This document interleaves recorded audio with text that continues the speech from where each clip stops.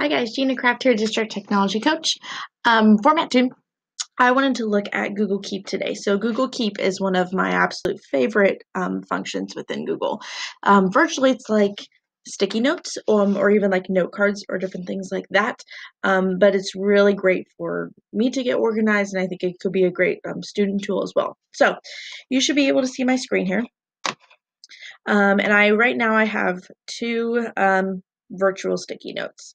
I actually already have this as a checklist, so I can kind of show you how this works. And these are some of the things that we're going to talk about today during this video. So one thing that I love is that you can color code your Google Keep. So I have it on purple, but like you can just hover over that little color wheel and you can just change the colors. So you can make it whatever you want. I love the color, so I really like that little function. I'm going to put mine back to purple. And I'm going to go ahead and cross this off. I'm just going to click on that. We have done that. And so you can see that whenever I click on that checkbox, then it moves that checkbox down to the bottom. It says completed item, and it still has that there.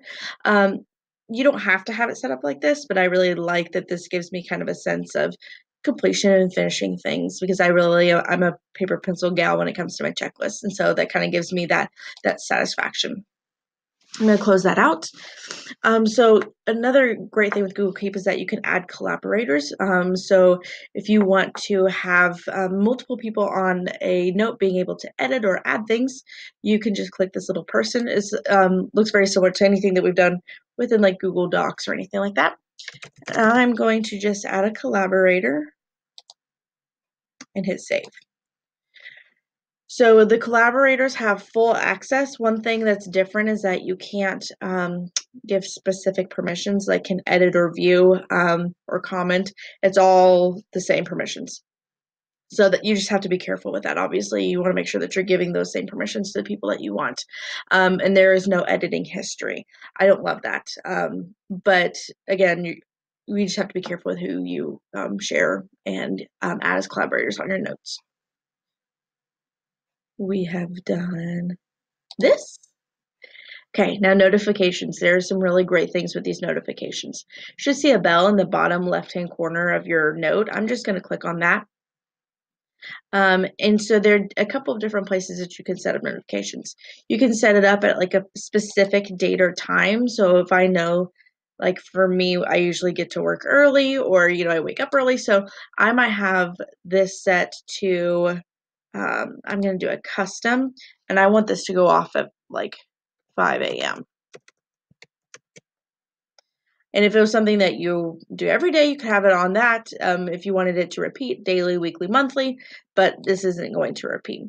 So at 5 a.m. tomorrow, then I could potentially have this go off. Or another cool function is, rather than doing a date or time, I can do a place.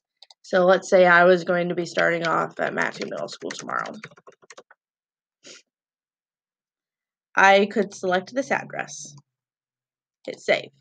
And the next time that I get to Matthew Middle School, then this Google Keep will automatically come up and prompt me to do these different things. So I love that, because sometimes it'll go off and I'll look at it, and then I might get busy or something, or I might forget. But whenever I physically get to an address and it pops up for me, that just reminder really just kind of gets me where I need to be.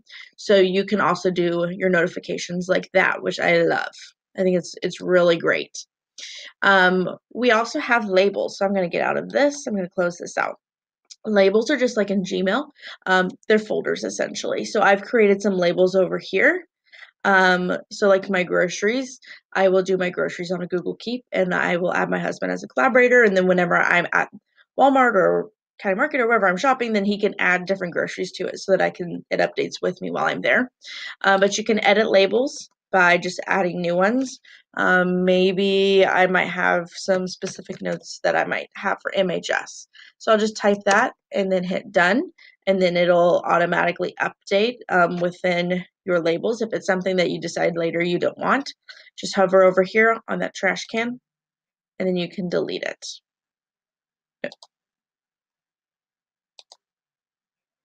Now, something really cool with these labels, I'm going to go back into my note, is that I can add those labels directly within your note.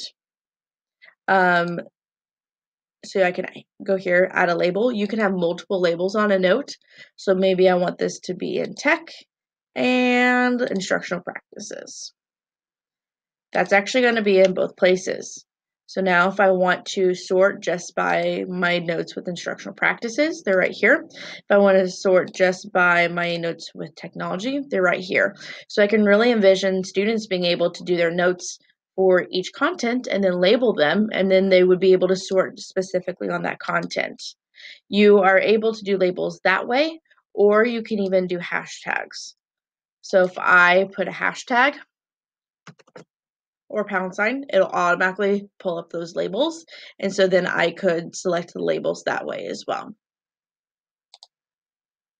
And then you can see whenever I added that Leader in Me label down here, it just automatically went with the rest of them.